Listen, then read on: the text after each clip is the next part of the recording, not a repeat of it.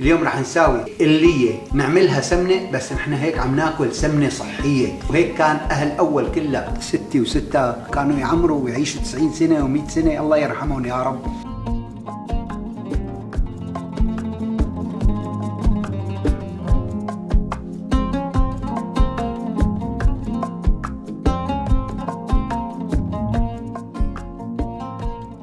السلام عليكم ورحمة الله وبركاته اخواني واخواتي رواد صفحة وقناة شام الاصيل، الله يسعد اوقاتكم يا رب. بتمنى تكونوا بخير على طول انتوا واولادكم واحبابكم. فيديو اليوم كتير مهم لانه بيهتم بصحتكم، ان شاء الله ربي بديم عليكم الصحة والعافية. اليوم رح نساوي طريقة كيف نحن نسلي اللية نعملها سمنة، بس نحن هيك عم ناكل سمنة صحية. يعني هي اطيب شيء، وهيك كان اهل اول كلها يساووا بهي الطريقة. وانا كمان اليوم زدتكم على الطريقة تبع سلي اللية ونعملها سمنة، طريقة بحيث انه تطلع معنا اللية ما فيها زنخة وتطول معنا لوقت طويل، وبنفس الوقت صحية وشغلة ان شاء الله على كيفكم. مروا على المقادير. اخواني بالنسبة لمقاديرنا كتير سهلة، ما بيلزمني غير اللية وخل وملح. اللية قبل كل شيء بدها تكون زهرة. شو يعني زهرة؟ يعني من دنب الخروف، من آخر الخروف. ما بدنا دهن من بدن الخروف أو من أحشائه، لا. لهي الوصفة حصرا بدنا اللية الزهرة تبع الخروف البلدي مثل ما تكون شايفينها هيك. أنا اليوم رح ساوي بس كيليين، بدي إلهم معلقة كبيرة ونص ملح، وبدي ربع كوب خل أبيض أو خل تفاح بيمشي الحال. معدل تقريبا فنجان قهوة، قد فنجان قهوة خل. هي كل مقاديرنا، ومباشرة بنروح على التحضير. اخواني هلا أول شغلة بدي شفي اللية، بدنا نقيم منها أي شوائب مثل هيك اللي بيكون مثلا هدول نقط الدم، شايفينه؟ هدول كلهم بنقيمهم. وحصرا كل لية زهرة هيك في بآخرها شوية لحم، هدول بيكونوا من آخر العصعوص يعني الديل تبعه، هدول كمان لازم نقيمهم. ها شوف شايفين هدول ما بدناهم اللي فيهم دم. وهي اللحمة كمان كلها منقيمها مو منكبها، تنحط بأي أكلة ما في أطيب منها. العصايص تحت باليبرة، الكواج بالطباخ روحه. شوفوا شلون هلا اخواني شفيتهم تماما. قمت هي شقفة اللحمة اللي كانت هون او العصعوص. هلا نحن مو اذا خلينا اللحمة بتفشل الوصفة، لا ما بتفشل، بس نحن مشان نحافظ على الدهنة او السمنة تطلع لونها بيضاء، ما يطلع فيها شوائب نهائيا، مشان هيك قمناهم. قلت لكم يعني بنحطهم مع شي اكلة ثانية يعني ما بينكبوا. هلا بدي اقطع اللية، بسم الله. بدي اقطعها مكعبات. شلون مكعبات؟ مو صغيرة ولا كبيرة، شوفوا شلون.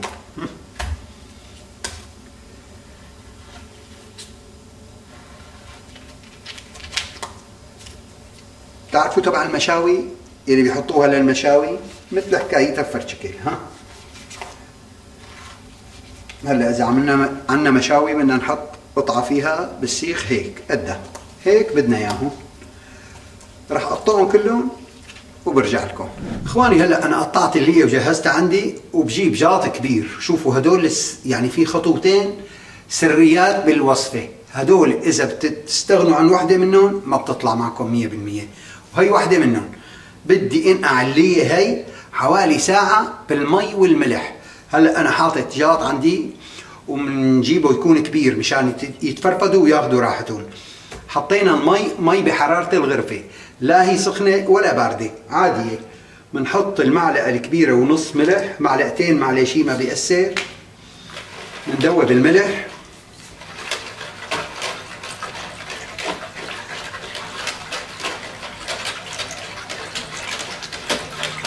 هلا هيك داب الملح.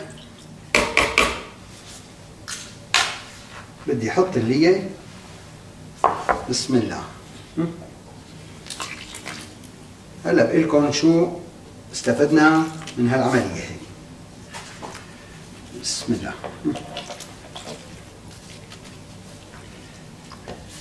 هلا بنفرفد اللي هيك كلها مشان يصل المي والملح كلها مع بعضها. شايفين اخواني؟ هلا بدي انقعهم ساعة وبرجع لكم.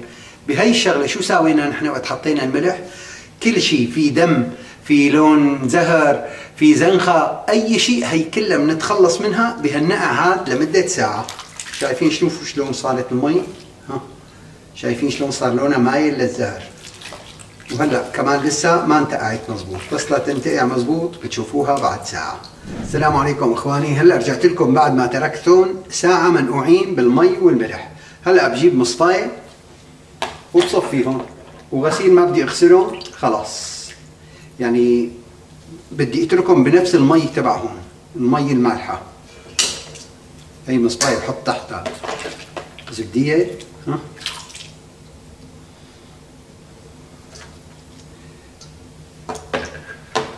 بصفيهم كلهم. شايفين شلون صار لون المي؟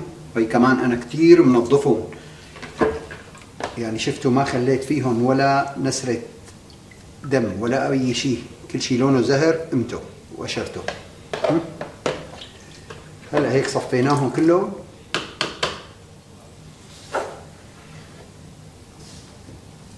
تابعوني الخطوة والسر الثاني واللي هو الأهم. يلا هلا جينا اخواني للمرحلة الأهم.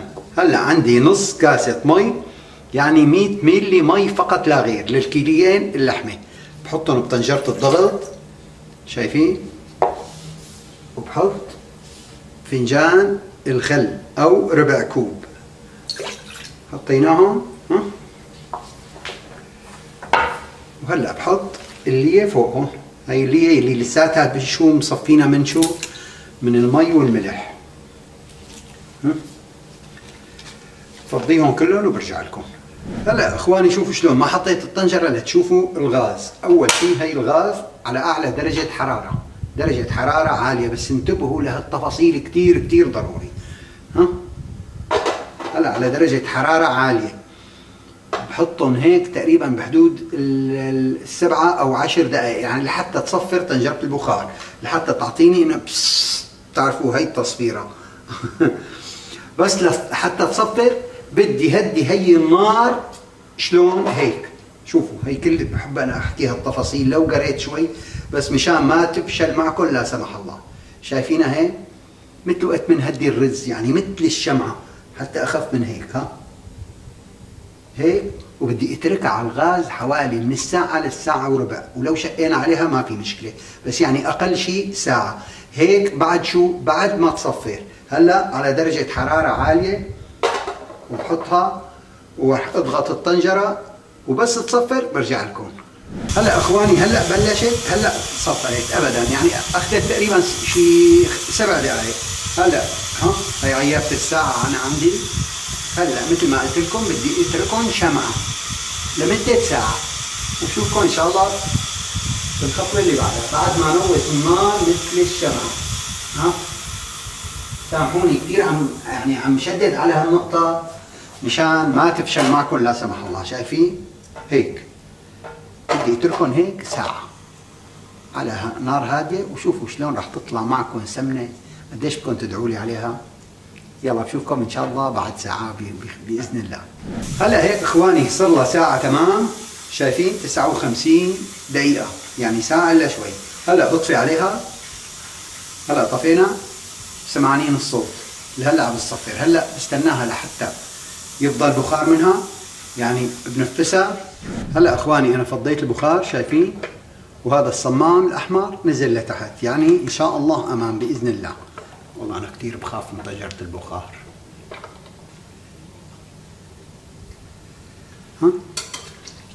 مشان يكون في مصداقية قدامكم. قلت لكم يمكن تاخذ ساعة لساعة وشوي.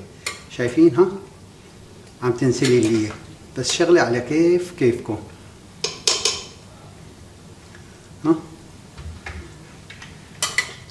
شايفين لساتها عم تبقبق. شو راح نعمل بهذا الوقت؟ راح نرد نحطها ربع ساعة ثانية. شايفين؟ أنا فيني كنت أحطها مثلا وشغل، بس لا مشان يكون في مصداقية وتعرفوا شلون تتعاملوا معها. هلا هي لاني انا حاططها شمعه هيك بدكم تحطوها وتطولوا بالكم عليها لا تطلع معكم اظرف سمنه. فهلا راح ارجع اضغطها. بسم الله.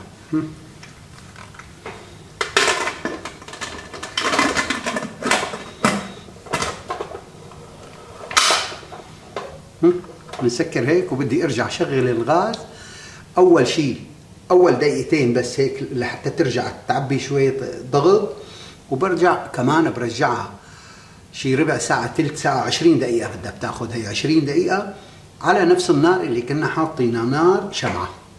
بشوفكم ان شاء الله بالمرحلة اللي بعدها. هلا هيك اخواني السمنة صارت جاهزة عنا. شوفوا لي لونها اللي هي محلاها، شايفين شقرة تاخذ العقل. هيك اخذت ساعة و20 دقيقة تماما، راح منهم 5 دقائق لبين ما رحنا بردت الطنجرة أول شيء ورجعنا ضغطناها مرة ثانية، يعني ساعة وربع تماما مثل ما قلت لكم. هيك هلا أخذت اللون اللي بدنا إياه. هدول شايفينهم هدول على أكلة كواج على وش مسبحة. لك صحيح أنا ماني مساوي لكم كواج، ما شو رأيكم بوصفة كواج ونحطهم عليها؟ خلاص بدي اساوي لكم اياها باذن الله، وراح احتفظ فيهم. شوفوا شلون هلا بدي صفيهم. بس شلون بدي صفيهم؟ على طنجره معدن، ما بنحطهم بازاز ابدا. بس بدي ارجيكم لون السمنه شلون طلع. هذا لسه ما صفيناها. بسم الله. شوفوا اللون، شايفين؟ ان شاء الله يكون مبين عليكم بالكاميرا الثانية. شايفين اللون قديش رايق؟ بالكفكير مبين. ولسه بتشوفوا النتيجة.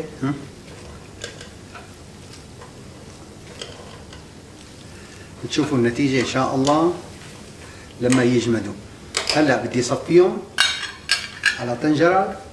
طيب وبس ليبردوا بنفضيهم بأطرميز وبنحطهم بالبراد ليجمدوا، وبأرجيكم اياهم بالمرحلة الأخيرة. شايفين شلون اخواني؟ صفيتهم هون، سمعانين صوت القرشة ما؟ شلون اللي هي؟ شوفوا هاللون ما أحلاه، الشقاق، ولسه لون السمنة بده يطير عقلكم فيها. شغلة على كيفكم. بسم الله. بدي أرجيكم اللون بكاسة شفافة. بسم الله. بس تصب بقلبها شوي لحتى ما تطق، حتى تاخذ من حرارته. لو طولت عليكم بس انا مشان ارجيكم اياها بكل مراحلها. شايفين؟ بسم الله. هي السمنة الأصلية، أحسن سمنة أصلية، لا مواد حافظة لا شيء حيواني. شوفوا ما أحلاها، شوفوا قديش رايقة. لسه بس تجمد بتشوفوا اللون لسه على أحلى إن شاء الله. يلا بشوفكم إن شاء الله بالمرحلة اللي بعدها. هلا هيك إخواني السمنة بردت عندي نوعا ما، يعني هلا صارت إن شاء الله يعني ما بيعمل شيء بأطرميز. وكمان للحرص أكثر مشان أنتم تعرفوا الكيليين دهنة قديش بيطلعوا عندي سمنة. هلا هي صفرناه.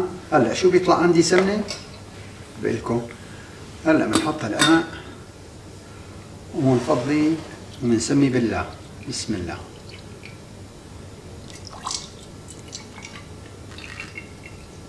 يلا مشان ما تنتظروا معي رح فضيهم وبرجع لكم. شايفين شلون اخواني؟ طلعوا ابدا ملات هذا الاطرميز 1230 جرام. تمام. هدول الكيليين اللي طلعوا كيلو و230 جرام، يعني كيلو ووقية وربع. هلا بنسكره. دول هن هاي الطنجرة. هلا بما انهم بردوا بنسكره وبخليه يبرد تماما، وبعدها بحطه بالبراد ليبرد تماما مشان ما يصير فيه جوا بخار. بيصير بخار اذا بدي احطه سخن بحطه بالبراد. السخونه هي بتصير بخار ماء، بيصير مي جوا. هي المي بتصير رطوبه بتخليها تنتزع السمنه، فرح خليها تبرد تماما وبعدها بحطه بالبراد. بشوفكم بالمرحله النهائيه. وهيك اخواني بعد ما جمدت السمنه وصارت عندي جاهزه، شوفوا هاللون ما احلاه. شايفين هالبياض الناصع اللي بياخذ العقل. وهلا برجيكم كمان قوامها، وصورت لكم انا القطرميز قبل ما يجمد، وهي هلا بعد ما جمد. شايفين اللون ما احلاه؟ شغلي على كيفكم، يعني سمنه طبيعيه 100%، حيواني 100%. هلا في كذا نصيحه بدي لكم اياها مشان تنجح معكم هي الوصفه، ولا سمح الله ما تعود تخرب معكم وتدعوا علينا، لا سمح الله. قبل كل شيء مثل ما قلت لكم، النار بدها تكون يعني شمعة شيء انه بس قويناها بتمرمر وبتحترق اللية، لازم ما تحترق اللية. شفتوها شلون طلعت معي شقرة؟ هي وحدة. شغلة تانية، نكهات تانية انتو بدكم تضيفوها، هذا الشيء بيرجع لكم. يعني فينا نحط لها زنجبيل، نبرش لها زنجبيل، فينا نحط لها كركم، عقدة صفراء، اي مطيبات تانية فيكم تحطوا لها، بس بتخف مدة صلاحيتها. هي النصيحة الثانية. النصيحة الثالثة، ولا تستغنوا عن المرحلتين اللي ساويتهم أنا بالبداية، اللي هن المي والملح، اللي بيقضي على زنخة اللية تماما. أول شيء اللي بننقعهم فيها بالمي والملح. والشغلة الثانية، لا تستغنوا لا عن الخل ولا عن كاسة الميات اللي حطيناهن وقت حطيناها بطنجرة البخار.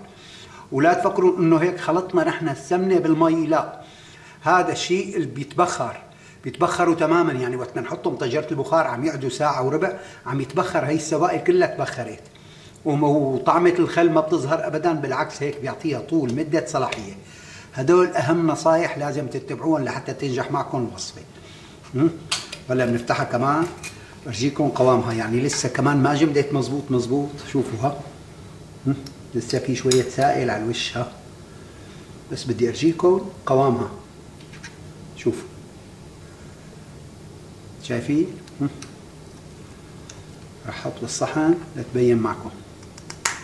هيك كان ستي وستك، هيك اهل اول كلهم كانوا يعمروا ويعيشوا 90 سنه و100 سنه، الله يرحمهم يا رب. كان ما ياكلوا، ما كان هذا السمن، وما كان هذا السوقي كله، كان كله يسلوا بالبيت، يسلوا بالليه وياكلوها هيك يطبخوا. شوف ما احلاها.